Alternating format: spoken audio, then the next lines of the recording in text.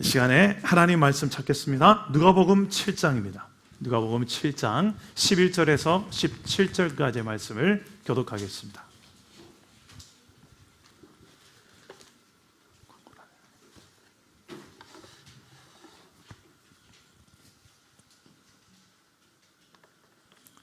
누가복음 7장 11절에서 17절까지의 말씀을 한 절씩 교독합니다. 제가 먼저 11절을 읽겠습니다.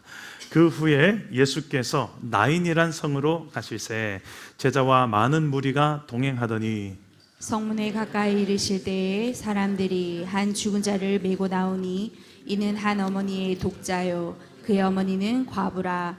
그 성에 많은 사람도 그와 함께 나오거늘 주께서 과부를 보시고 불쌍히 여기사 울지 말라 하시고 가까이 가서 그 관에 손을 대시니 메인 자들이 서는지라. 예수께서 이르시되 청년아 내가 네게 말하노니 일어나라 하시매 죽었던 자가 일어나 앉고 말도 하거늘 예수께서 그를 어머니에게 주시니 모든 사람이 두려워하며 하나님께 영광을 돌려 이르되 큰 선지자가 우리 가운데 일어나셨다 하고 또 하나님께서 자기 백성을 돌보셨다 하더라.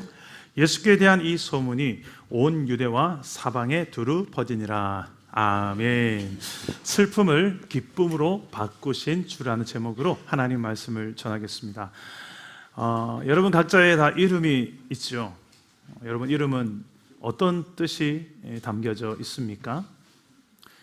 어떤 분을 보면 이름이 기쁨이에요. 그래서 정말 이름처럼 기쁘게 살아가는 분이 계세요. 근데 이름이 분명히 기쁨인데 얼굴이 하나도 안 기쁜 분이 계세요. 근데 왜 기쁨이라 지었을까? 궁금하게 만드는 분이 계십니다. 그러니까 이름처럼 살아가는 분이 계시고 이름과는 정 다른 인생을 살아가는 분들도 계세요. 여러분 어느 쪽인 것 같습니까? 오늘 말씀에 나오는 나인성이라는 성이 나오는데요. 이 성이 예수님이 방문한 이야기입니다. 그런데 이 나인성이라는 나인, 이 뜻이 뭐냐면 기쁨이에요. 기쁨. 기쁨의 성이면 우리가 기쁜 소식을 기대할 수 있겠죠.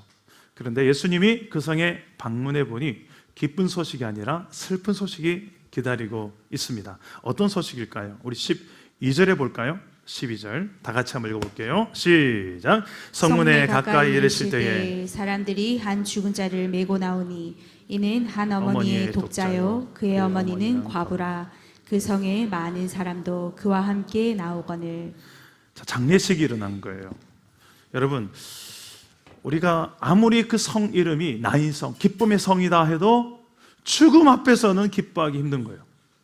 여러분 가족 중에 누구 한 명이 죽었어요?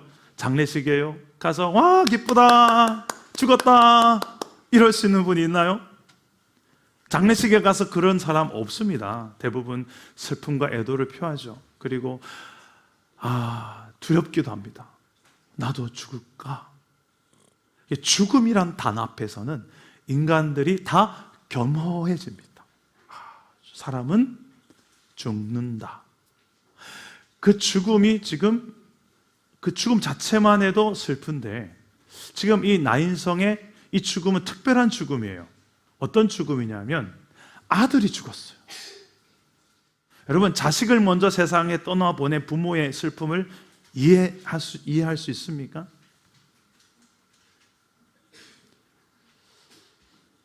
근데 그 아들이 여러 명 있는 것이 아니라 하나밖에 없는 아들이에요.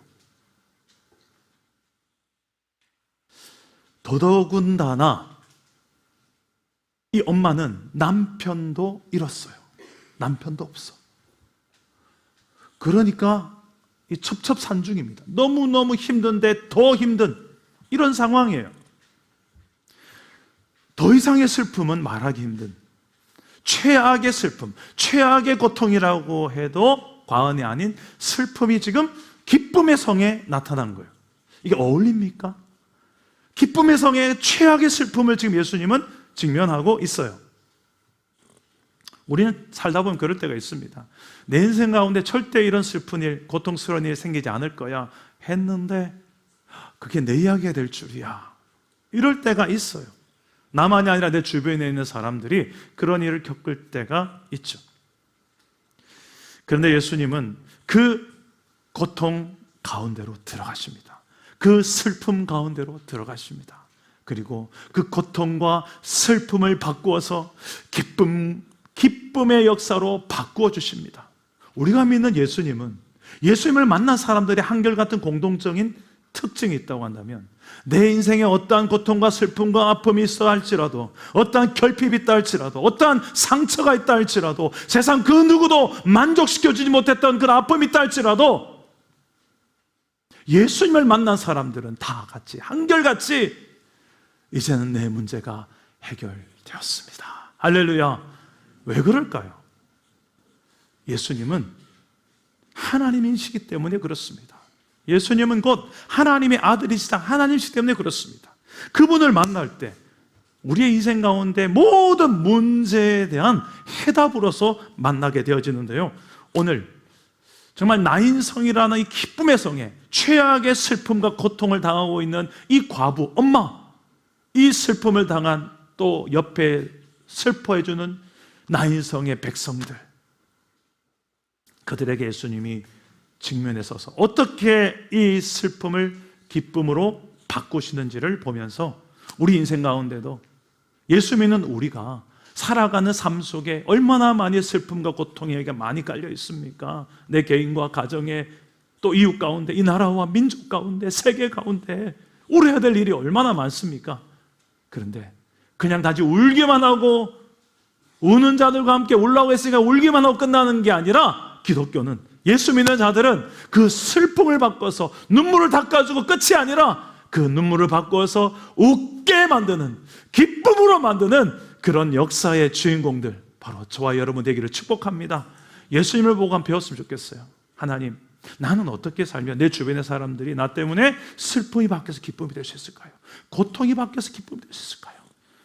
예수님이 어떻게 하셨는지 우리 한번 13절에서 15절까지의 말씀을 우리 다시 한번 더 읽어봅시다. 시작. 주께서 과부를 보시고 불쌍히 여기사 울지 말라 하시고 가까이 가서 그 관에 손을 대시니 맨자들이 서는지라. 예수께서 이르시되 청년아, 내가 네게 말하노니 일어나라 하시매 죽었던 자가 일어나 앉고 말도 하거늘 예수께서 그를 어머니에게 주시니. 자, 예수님이 어떻게 이 슬픔을 기쁨으로 바꾸십니까? 이 절망, 고통을 어떻게 기쁨으로 바꾸십니까? 오늘 말 첫 번째 보면 예수님은 불쌍히 여기셨더라. 따라해 봅시다. 불쌍히 여기셨더라. 여러분 마음속에 불쌍히 여길 수 있는 마음이 있기를 축복합니다.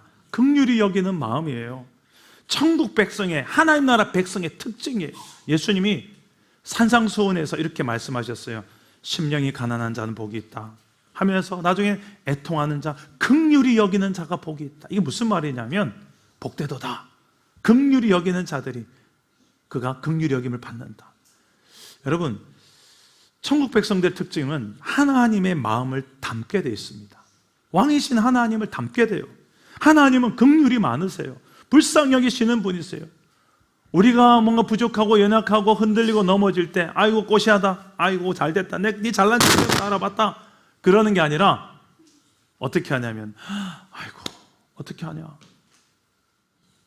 왜 그렇게 됐어, 이리 와 이리 와, 먼지 좀 털자. 일단 먼저는 불쌍히 여기시고 불쌍히 여기시는 그분이 우리가 믿는 하나님이세요.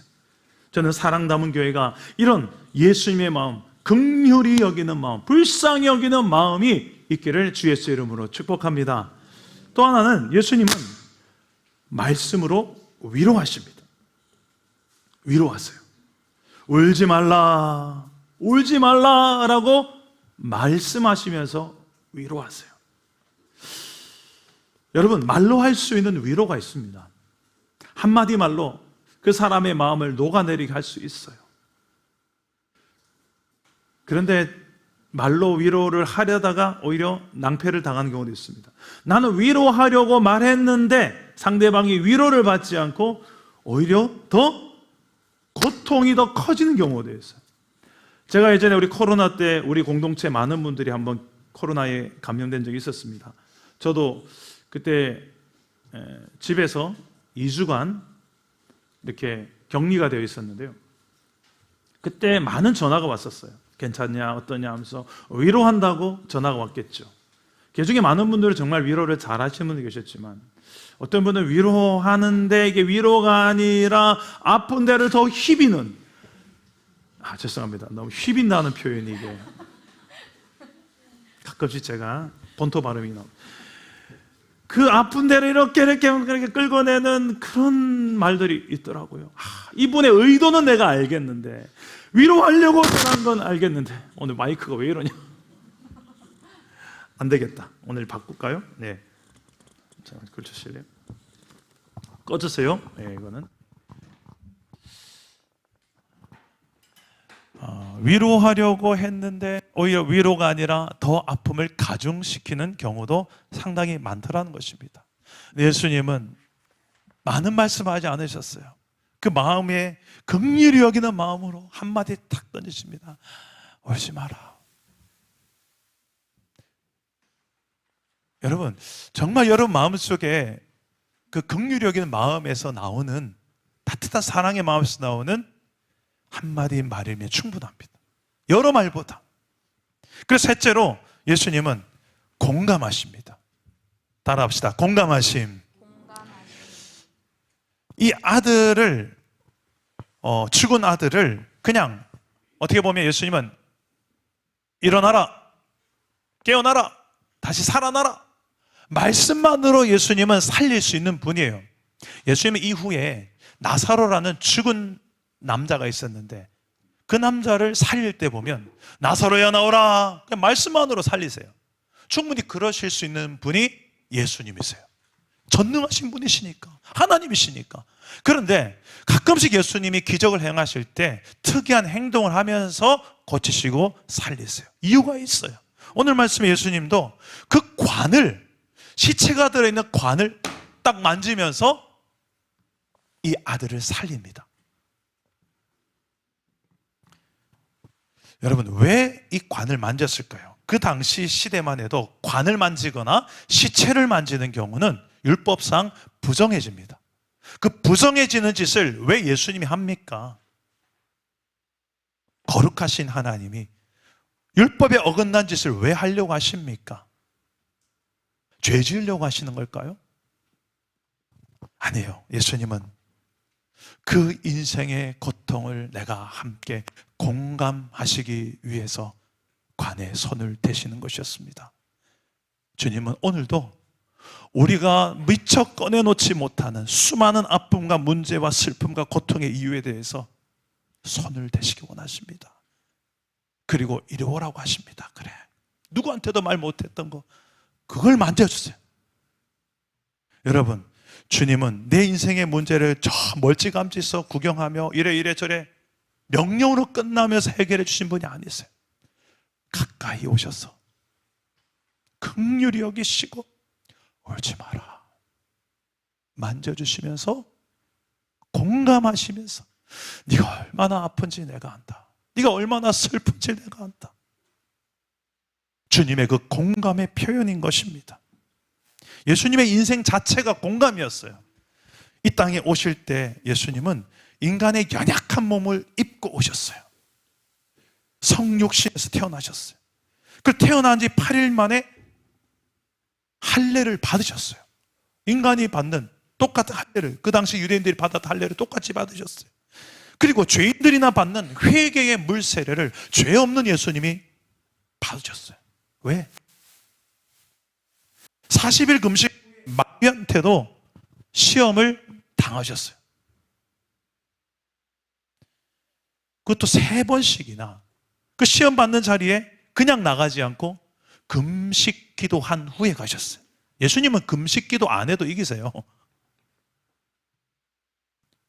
여러분, 이런 모든 것들이 예수님께서 의도적으로 그렇게 행하시는 거예요. 인간의 연약한 몸을, 배고프면 먹으셔야 되고 피곤하면 주무셔야 되는 인간의 몸을 입고 오셔서 우리가 느끼는 똑같은 고통과 아픔과 슬픔과 배고픔 다 느끼는, 피곤함을 느끼는 예수님이 굳이 이 인간의 몸을 입고 이 땅에 오신 이유가 뭘까? 인간의 그 모든 아픔과 문제를 싸그리 다 내가 공감하고 끌어안고 어디를 향하여 가기 위해서냐면 십자가를 향하여.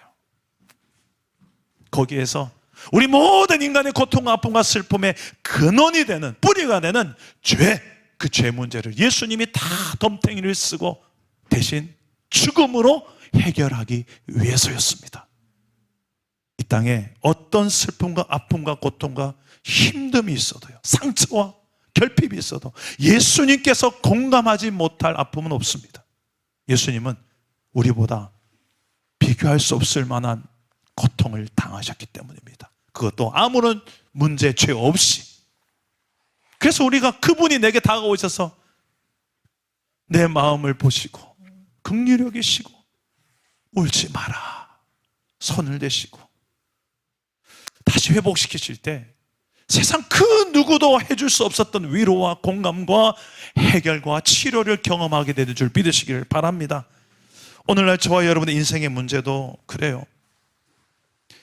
나의 문제도 그렇지만 내 주변의 가족과 이웃들에게도 참 많은 슬픔과 고통이 있습니다. 그래서 나도 좀 공감하려고 긍휼히 여기고 하려고 하는데 여러분, 한계가 있어요. 목사님, 어떻게 다 공감할 수 있나요? 나는 경험해보지 못한 아픔인데요. 솔직히 다 공감하기 힘든 부분 많습니다. 오히려 반감이 생길 때도 있습니다. 왜 저래? 왜 저래? 이럴 때도 있습니다. 공동체에서는 내가 겪지 못했던 질병의 고통도 있고요, 경제적 어려움을, 큰 가난의 고통을 겪는 분도 계십니다. 사랑과 신뢰가 깨어진 관계의 고통을 앓는 분도 계십니다.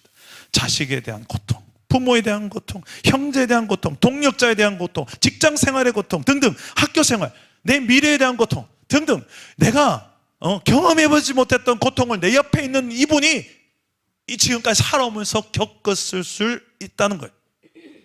그걸 어떻게 내가 알지도 못하는데 어떻게 내가 아는 것처럼 공감할 수 있다는 거예요. 똑같이 그걸 느끼면서. 목회자인 저도 그렇더라고요. 우리 성도들의 아픔을 아는데 제가 공감할 수 있는 한계를 느낄 때가 있더라고요. 저도 겪어보지 못한 아픔이 많기 때문에 그렇습니다. 그때 저는 기도를 해요. 어떻게 기도하냐면 이 말씀을 붙들고 기도합니다. 한번 한 구절 한번 읽어볼까요? 고린도전서 2장 10절입니다. 다 같이 읽어보겠습니다. 시작. 오직 하나님이 성령으로 이것을 우리에게 보이셨으니 성령은 모든 것 곧 하나님의 깊은 것까지도 통달하시느니라. 자, 성령은 예수 믿는 자 안에 누구나 다 계세요. 하나님의 영이신데 곧 하나님이세요. 성부, 성자, 성령 다 한 분으로 하나님이신데 그 성령 하나님이 예수 믿는 자 안에서 계시면서 뭐 하시는가? 하나님의 모든 걸 알고 계세요. 하나님이시니까. 그 성령님께서 하나님을 알게 하시고 하나님의 깊은 것까지 통달하신다. 다 아시는 분이 내 안에 계신데요. 뭐 하시게요, 그분이? 나 다 아는데. 우리가 하나님을 알 수 있도록 도와주세요. 성경을 통해, 기도를 통해 내 안에 성령님이 도와주세요. 동시에 하나님의 깊은 것만 알게 하는 게 아니라 여러분 서로 안에 있는 깊은 것까지도 보게 하세요. 여러분 기도하다 보면, 그 사람을 위해 기도하다 보면, 성령의 도움을 따라서 기도하다 보면 그 사람의 이런 것들도 내가 기도해야 되겠구나, 이런 것도 성령께서 알게 하세요. 근데 여러분 여기서 너무 나가시면 안 됩니다. 막 모든 걸 다 알게 하는 게 아니라 딱 알게 유익한 것만 알게 하세요. 저 사람이 은밀히 저지른 죄까지 다 알게 하면 저 사람 어떻게 봅니까, 우리가? 저 사람 속으로 무슨 생각을 하고 나한테 어떤 욕을 하는지 다 알면 내가 그 사람에 대해서 어떻게 기도를 할 수 있습니까? 성령님은 그런 것까지 말씀하지 않았어요. 제가 만난 성령님은 정말 그 사람을 더 긍휼히 여기고 사랑하게 만드시는 정보들을 제공해 주시는 성령님이십니다. 그래서 성령님을 의지하세요. 로마서 8장 26절 보니까 성령님은 아예 대놓고 우리를 위해서 기도하신대요. 우리 다 같이 한번 읽어봅시다. 시작. 이와 같이 성령도 우리의 연약함을 도우시나니 우리는 마땅히 기도할 바를 알지 못하나 오직 성령이 말할 수 없는 탄식으로 우리를 위하여 친히 간구하시느니라. 우리가 어떻게 기도해야 될지 모를 때 우리 안에 성령님이 대신 기도해 주세요. 말할 수 없는 탄식으로 기도하세요. 그 성령의 탄식이 담긴 기도가 지금도 여러분 안에 있어요. 잘 못 느껴서 그렇지. 근데 그 탄식하시는 기도로 나를 향한 기도도 있지만 상대를 향한 기도도 있다는 거예요. 여러분 배우자, 자녀, 부모를 향한 기도가 있어요. 그걸 놓고 여러분 좀 기도하다 보면 이 성령에 민감해져요. 성령에 민감해질 수 있기를 축복합니다. 그 성령에 민감해지면 성령을 따라 기도하기 시작해요. 와, 이런 것도 기도하게 하시네. 그러다 보면 참 많은 깊은 기도에 들어가게 돼요. 그냥 내 생각 가지고 기도하는 사람은 거저 물가에, 얕은 물가에서 찰랑찰랑하는 기도밖에 못하지만 성령에 의지하여 성령에 체험하며 성령에 충만하며 기도하면요, 내가 상상도 못하는 기도를 하게 돼요. 저는 이번 특세도 안수기도 하면서 우리 성도들의 상황을 너무 잘 알잖아요, 제가. 그래서 제가 아는 정보도 있고 그거 가지고 기도하기도 하지만 때로는 성령에 의지하여 기도하면요, 성령께서 하시는 복들과 기도가 있어요. 제가 안수하면서 그런 걸 참 많이 체험해요. 성령께서 이분을 이렇게 쓰시겠구나, 이렇게 인도하시겠구나, 이렇게 만드시는구나. 저는 우리 교회가 이 성령에 민감하고 성령에 충만해서 내가 공감할 수 없는 정도의 많은 아픔과 슬픔이 있어도 내 안에 성령은 하실 수가 있사오니 그 성령의 도우심으로 정말 깊이 공감하고 우는 자들과 깊이 함께 울 수 있는 공동체가 되기를 주 예수 이름으로 축복합니다. 마지막 한 가지가 있습니다. 예수님은 회복을 주십니다. 불쌍히 여기시고 위로하시고 그리고 공감하실 뿐만 아니라 회복을 주십니다. 아들의 시체가 들어있는 관에 손을 대시자 관을 맨 자들이 멈춰섭니다. 슬픔이 멈춰섭니다. 주님은 내 문제가 멈춰서기를 원합니다. 누구 앞에? 예수님 앞에. 그때 주님은 개입하십니다. 적극적으로 만지시면서 이때도 어떻게 바꾸시는가? 말씀으로 바꾸세요. 뭐라고 말씀합니까? 청년아, 내가 너에게 말한다. 일어나라. 내가 너에게 말한다. 창조주가 너에게 말한다. 일어나라. 그 순간 죽은 청년 아들이 벌떡 일어났습니다. 그러면서 말을 했대요. 이 무슨 말을 했을까요? 죽었다가 여러분 딱 일어났을 때 제일 먼저 하는 말이 뭐였을까요? 어우, 잘 잤다. 이걸까요? 뭘까요? 뭔가 말을 했을 거예요. 여긴 어디야? 왜 이렇게 사람이 많이 있지? 오늘 셀 모임 때 한번 나눠보세요. 이 죽었다가 살아난 아들이 일어나서 그 주변에 몰려있던 모든 나인성의 슬픔을 애도했던 백성들과 또 예수님을 졸졸졸 따라왔던 제자들과 무리들이 얼마나 많았겠습니까? 그 나인성 성문 앞에서 모든 사람들이 아마 환호성을 질렀을 것입니다. 와! 그리고 그 아들을 엄마의 손에 탁 넘겨줍니다. 네 아들이다. 엄마의 눈에는 슬픔의 눈물로 엉엉 울던 그 눈물이 이제는 바뀌어서 감격과 기쁨의 눈물을 흘리게 될 것입니다. 이게 끝인 줄 알았는데 끝이 아니구나. 끝인 줄 알았는데 끝이 아니었구나. 주님 감사합니다. 여러분, 기독교인들의 장례 가보면 제가 장례식 수백 건은 간 것 같아요. 제가 24살부터 전도사를 해서 지금 50대니까 수백 건을 넘게 간 것 같아요. 근데 특이한 것은 장례식에 딱 들어가자마자 막 숨이 턱턱 막히는 장례식이 있고요. 안 믿는 장례식입니다. 불신 장례식이에요. 그럴 때도 가야 될 때가 있잖아요. 목사가 가서 이제 남겨진 유족들을 어떻게든 위로하고 또 기회가 되면 기도 한번 하면서 복음의 내용이 담긴 기도를 해요. 그때도 그러기 위해서 제가 가요. 그런데 어떨 때 가끔씩은 제가 위로하러 갔다가 위로받고 올 때가 있어요. 어떤 장례식이냐면 정말 신앙생활 잘하다가 돌아가신 분, 장례식 딱 들어가자마자 이 슬픔이 잘 안 느껴져요. 그냥 당연해요. 이분이 천국 가셨는데 누가 봐도 당연해요. 그래서 슬픔이라기보다는 그냥 평화롭습니다. 평안합니다.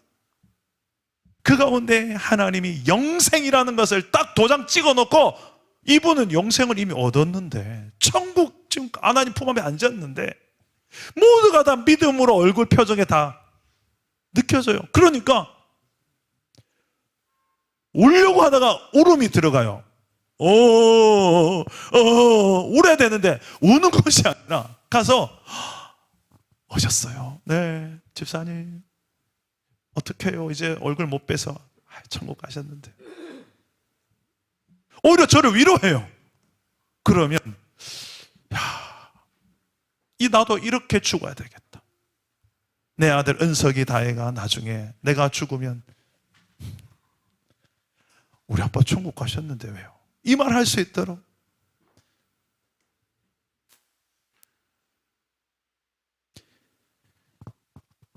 여러분, 이 놀라운 기쁨과 감격의 소식은 나인성에서만 멈추지 않습니다. 그게 소문이 퍼져서 어디까지 갑니까? 우리 16절과 17절 다 같이 한번 읽어봅시다. 16절 17절 시작. 모든 사람이 두려워하며 하나님께 영광을 돌려 이르되 큰 선지자가 우리 가운데 일어나셨다 하고, 또 하나님께서 자기 백성을 돌보셨다 하더라. 예수께 대한 이 소문이 온 유대와 사방에 두루 퍼지니라. 자, 예수께 대한 소문, 이 기쁨, 이 슬픔을 바꾸어 기쁨으로 바꾼 이 소문, 예수께 대한 소문, 이게 뭡니까? 복음이죠. 여러분, 죽은 자를 살리신 이 예수님의 이 놀라운 소문이 나중에는 어떤 소문으로 바뀌냐면, 예수님 본인 자체가 십자가에 죽으시고 3일 만에 부활한 소문으로 이제는 더 강력한 소문이 되어져서, 야, 그때 나인성 과부의 아들을 죽었는데 살린 그 예수가 십자가에 죽었는데 3일 만에 그도 살아났단다. 야, 여러분, 이 소문이 나인성에도 분명히 전해졌을 거예요. 예루살렘과 나인성의 그 거리가 꽤 됩니다. 그런데 그 거리를 약 한 100km 정도 되는데, 자가용 3시간 거리인데, 지금으로 하면 소문이 지금 예루살렘까지 갔고, 예루살렘에서 예수님의 십자가 부활의 소식이 분명히 가나안 땅에 있는, 갈릴리 땅에 있는 그 나인성에도 분명히 도착했을 거예요. 특히 이 과부와 이 아들은 장차 예수님의 그 죽음과 부활의 소문을 듣고 믿지 않았을까요? 왜? 나는 이미 체험했거든. 뭘요? 부활을. 죽은 자를 살리실 수 있는 예수님의 그 부활의 능력을 체험한 자들이니까. 그리고 그 옆에서 오만 사람들 다 모여가지고 보았거든요. 장례식 하는 관을 메고 가다가 관 뚜껑 열고 애가 일어났는데 보았거든요. 부활은 그 현장에서 목격한 사람들이 제일 잘 믿을 수 있는 건 사실입니다만, 우리는 목격한 사람 아무도 없습니다. 그런데 이 자리엔 대부분이 다 예수님이 죽은 것이 끝이 아니라 부활한 사실을 믿어요. 자, 믿는 분들만 아멘 하면 봅시다. 아멘. 이거 어떻게 믿으세요? 에? 봤어요? 세뇌당하셨어요 혹시? 궁금합니다 진짜.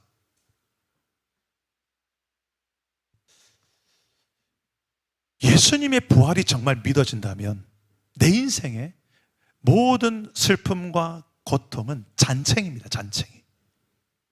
가장 인생의 큰 고통이 죽음이에요. 근데 그 죽음까지도 우리는 두려워하지 않는 부활을 믿는 사람이 됐어요. 예수 믿는 자는 예수님처럼 부활한대요. 예수님처럼 부활의 영광의 몸을 입고 주님의 나라에서 영원토록 산대요. 하나님과 그의 백성들이 함께 왕노릇하며 산대요. 죽음이라는 것 자체를 두려워하지 않는 존재로 이 땅에서 영원토록 지금부터 영원히 사는 그 인생을 살기 시작하는 게 부활을 믿는 사람인데, 내 앞에 조그만 문제 생기고 슬픈 일 생기고 아픈 일 생기고 할 때마다 그 슬픔에 대한 거하고 비교가 안 되는 우리에게는 부활의 예수님이 있기에 그 슬픔을, 그 고통을 우리는 넉넉히 이겨내는 줄 믿으시길 바랍니다. 오히려 그 고난 속에서도 나는 기쁘다. 사도 바울처럼, 빌립보서에 나온 것처럼 바울은 감옥에 갇혔고 착고에 갇혔고 매여 있고 그렇게 고난당하고 힘든데 그 가운데서 I'm happy, 난 기쁘다, 너희도 나처럼 기뻤으면 좋겠다, 이렇게 매인 거 말고는 나와 똑같았으면 좋겠다. 이게 바울의 솔직한 고백이에요. 너무 고통스러운데, 고난인데 그 속에서도 고난이 어찌할 수 없는 기쁨이 예수 믿는 자들의 기쁨인 줄 믿으시길 바랍니다.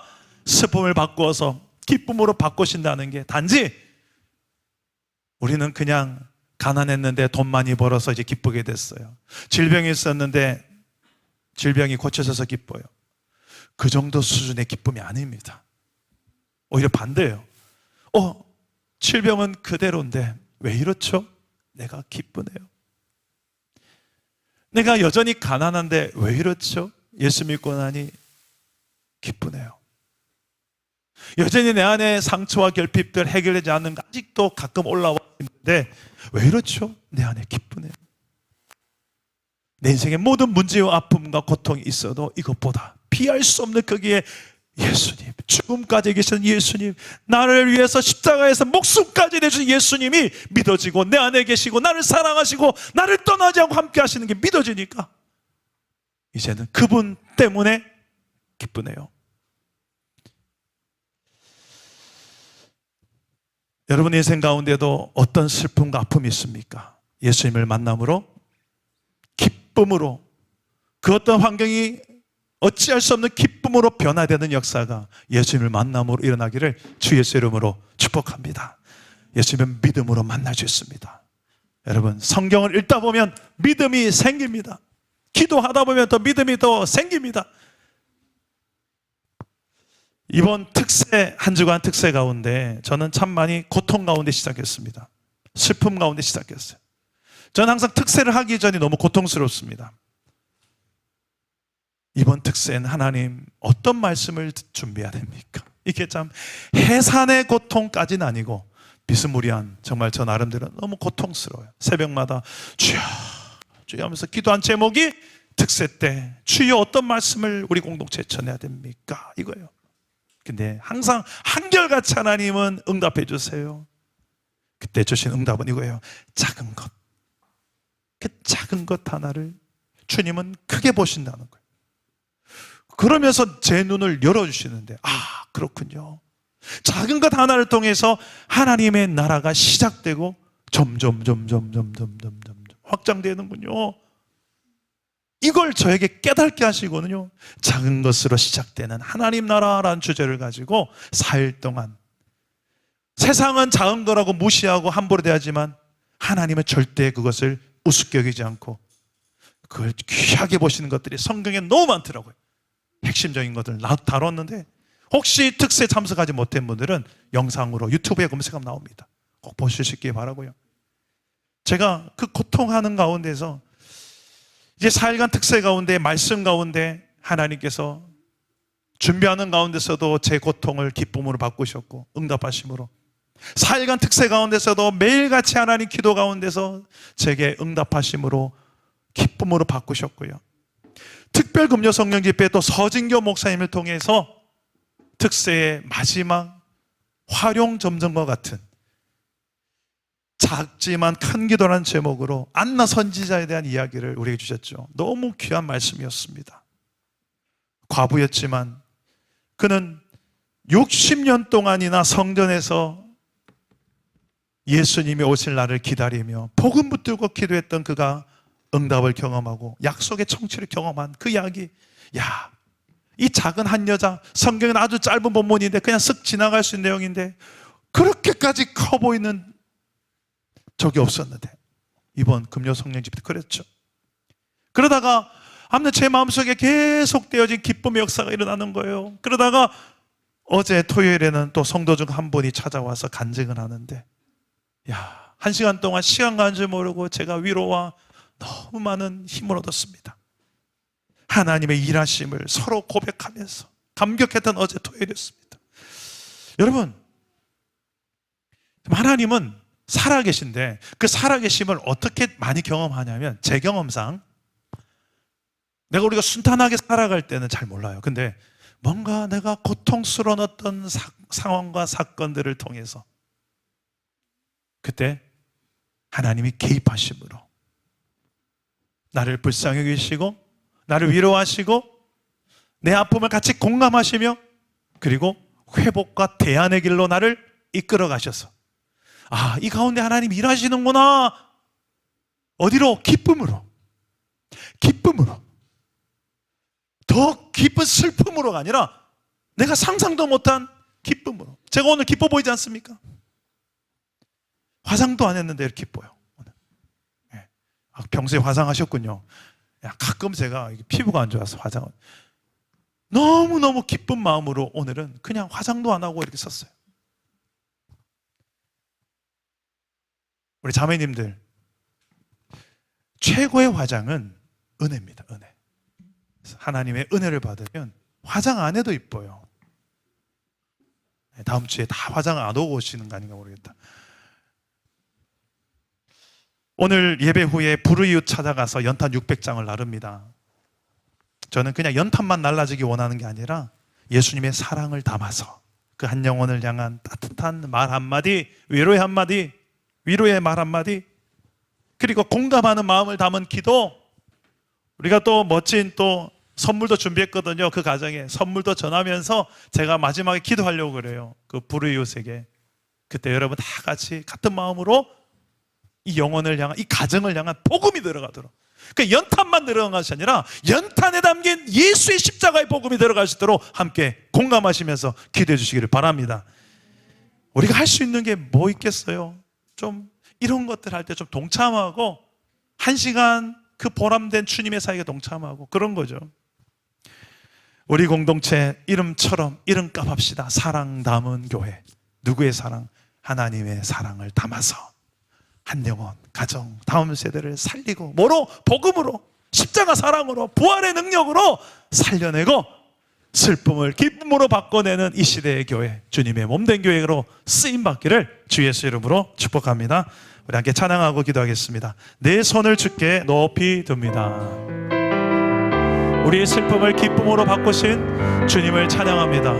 내 손을 주께 높이 듭니다.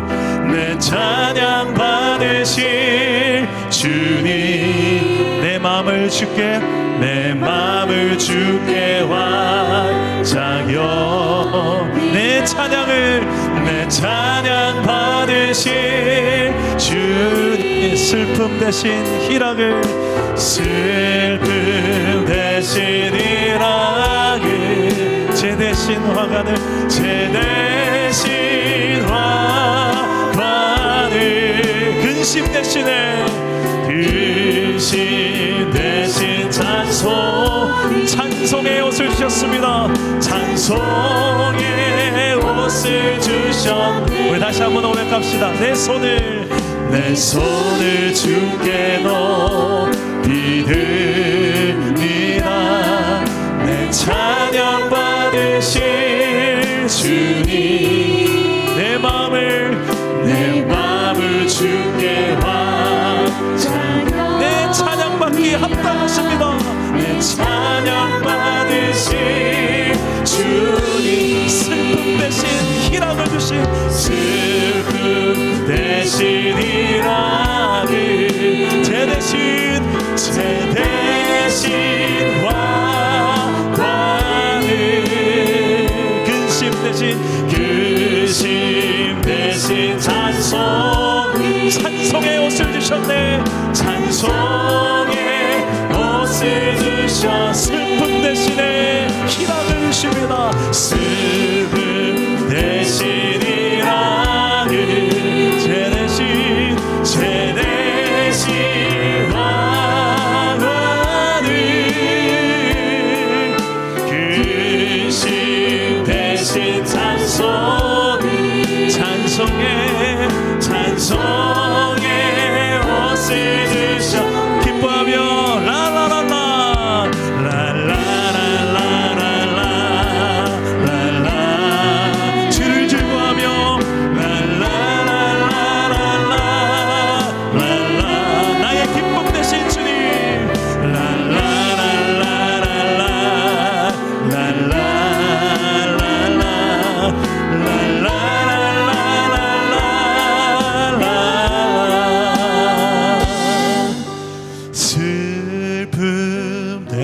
대신 희락을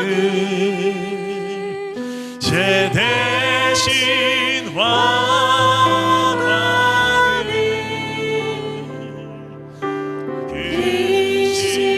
대신 찬송의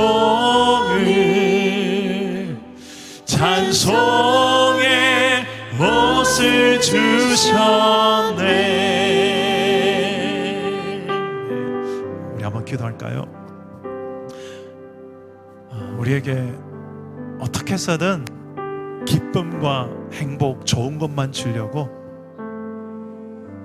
예수님이 대신 십자가에서 모든 슬픔과 고통을 당하셨습니다.